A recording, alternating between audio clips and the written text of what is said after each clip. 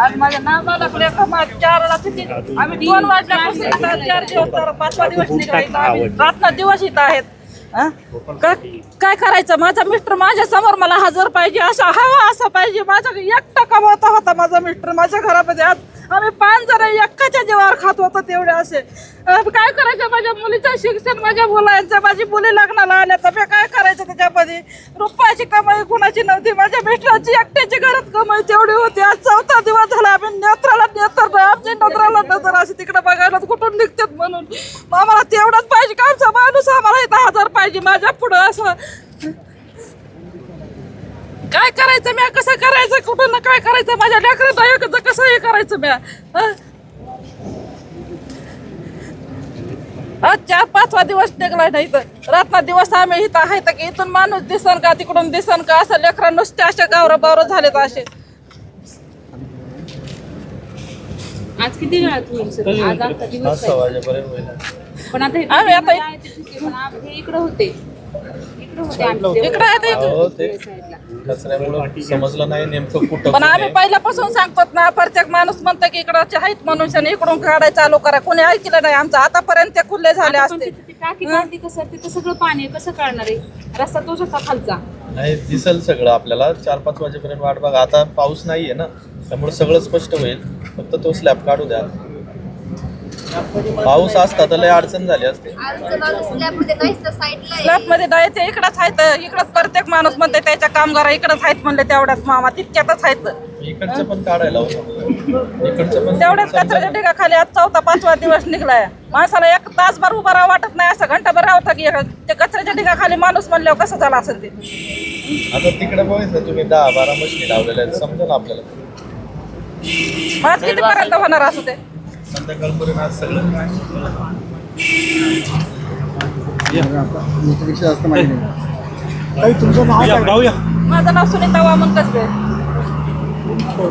तुमचं वॉचमॅन होतं संजय गांधी नगरला ना.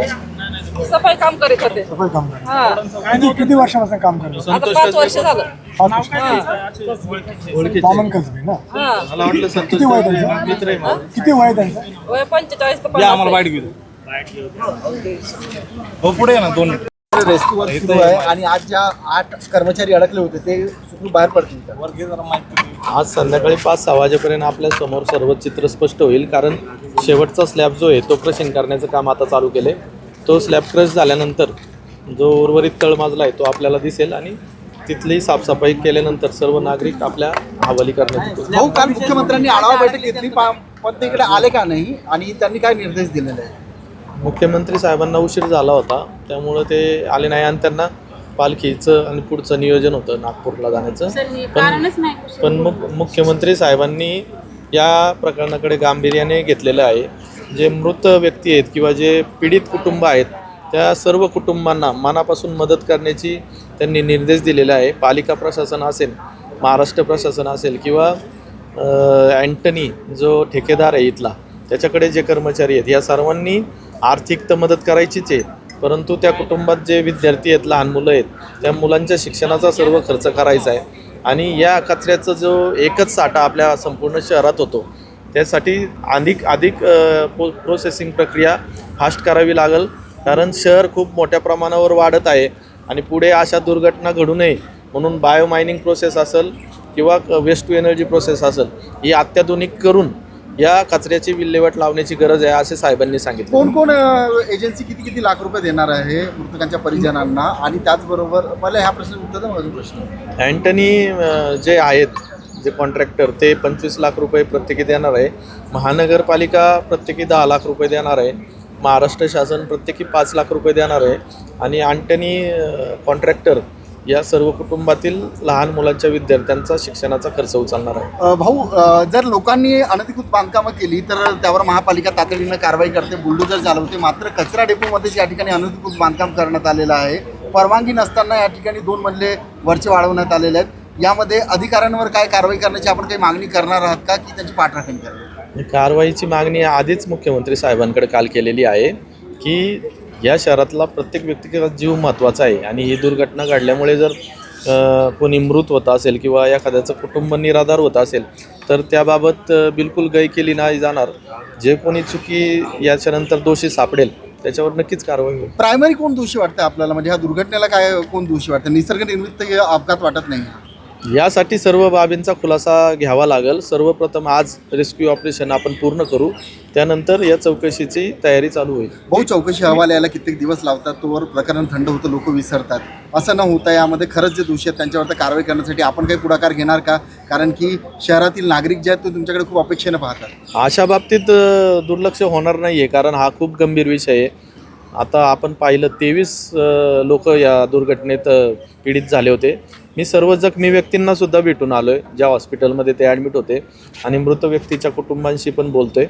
तर अशा बाबतीत दुर्लक्षित होणं हे म्हणजे आपलं कर्तव्य सोडून वागणं होईल. जे काही सत्य आमच्यासमोर बाहेर येईल त्यानुसार नक्कीच चांगली कारवाई करेल. रेस्क्यू कामामध्ये खरं काही झालं असं निर्देश म्हटलं दिले जातं. होते की प्लॅन्ट धोकादायक आहे, इथून मिथेन वायू येतोय, तर ह्याच्यावर 1.5 वर्ष झालं आपल्याकडनं दुर्लक्ष केलं जातंय. तर कशा पद्धतीने प्रशासन काम करतंय? तुमचं लक्ष नाही आहे का? हे एवढ्या दुर्घटना झाल्यानंतरच तुम्ही जागे होणार आहेत का? काय आहे बद्दल? नाही, तसे नाही आहे परिस्थिती. आत्ता जेव्हा एवढी मोठी दुर्घटना घडली तर आपल्या सर्वांचं कर्तव्य आहे सर्वप्रथम यांच्या सर्व नातेवाईकांच्या भावनांचा विचार करावा. त्या नागरिकांना आपण बाहेर काढू, परंतु याच्यात कुणालाही माफी दिली जाणार नाही.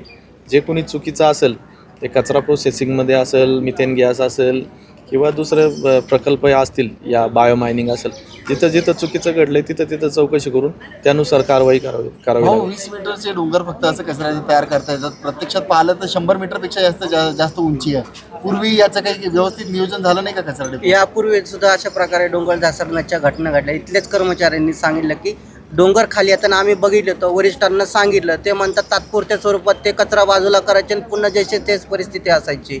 संरक्षण भिंत पण नव्हती. प्लॉटिंग करण्यात आली. उद्या नागरिकांच्या पण दिवाळीला धोका होऊ शकतो, कारण की काही जे प्लॉटिंग आहे ते अगदी कचरा डेपोच्या लगत करण्यात आले. माझा मुलगा आणि 2 महिने झालेत माझ्या मुलाच्या लग्नाला, तो आतमध्ये आहे.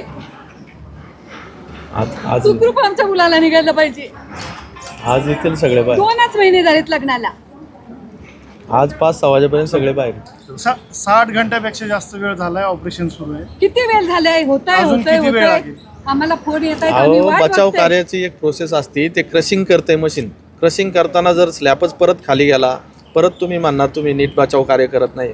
ते व्यवस्थित चालू आहे. आता आज संध्याकाळपर्यंत सर्व चित्र स्पष्ट होईल. हिंदी